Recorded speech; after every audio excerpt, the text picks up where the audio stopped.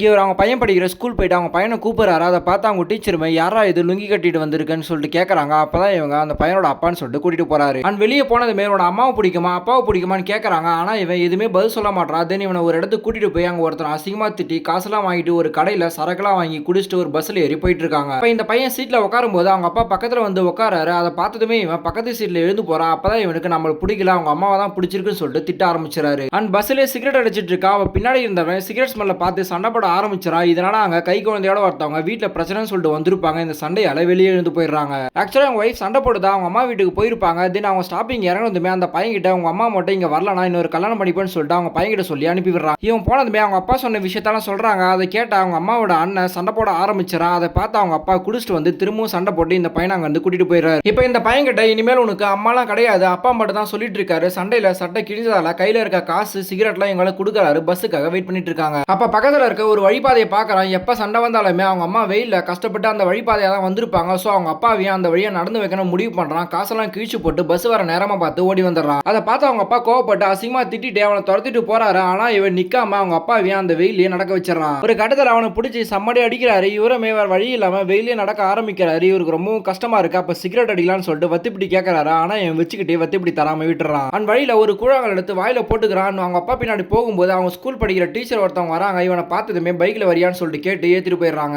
So இவர் தனியாக வெயில் நடந்து வரும்போது பயத்தோடு நடந்து வராரு. ஊருக்குள்ள வரும்போது இவனோட பையனை பார்த்ததுமே நீ சொகுசா வண்டியில் வந்துட்டேன்னு சொல்லிட்டு திரும்பவும் போட்டு அடிக்கிறாரு. அண்ட் வீட்டுக்கு வந்ததுமே அவங்க அம்மா கிட்ட வந்தாலும் கேட்கறாங்க. தண்ணி பிடிக்க தான் போயிருக்காங்கன்னு சொன்னதுமே இவர் வீட்டுக்குள்ள போய் கறி குழம்புலாம் ஆக்கி வச்சிருக்காங்க. அதை வெக்கமே இல்லாம சூடு சொன்ன கூட இல்லாம சாப்பிட ஆரம்பிச்சிடாரு. அப்ப இவங்க பையனுமே கொண்டு வந்த கூழாங்கல்ல ஸ்லாப்ல வைக்கிறான். பார்த்தா நிறைய கூழாங்கல் இருக்கு. அப்பதான் தெரியுது இதே மாதிரி நிறைய சண்டை வந்து இவன் கூழாங்கல்ல எடுத்துட்டு வந்து பொறுக்கி வச்சிருக்கான்னு. அப்படியே இந்த பையனோட அம்மாவை காமிக்கிறாங்க. பார்த்தா இந்த ஊர்ல இருக்க எல்லாருமே தண்ணிக்காக ரொம்பவும் கஷ்டப்பட்டு இருக்காங்க. அதனால தண்ணி சுட்டு சுட்டு தான் வந்துட்டு இருக்கு. அதுக்காக வெயிட் பண்ணிட்டு இருக்காங்க.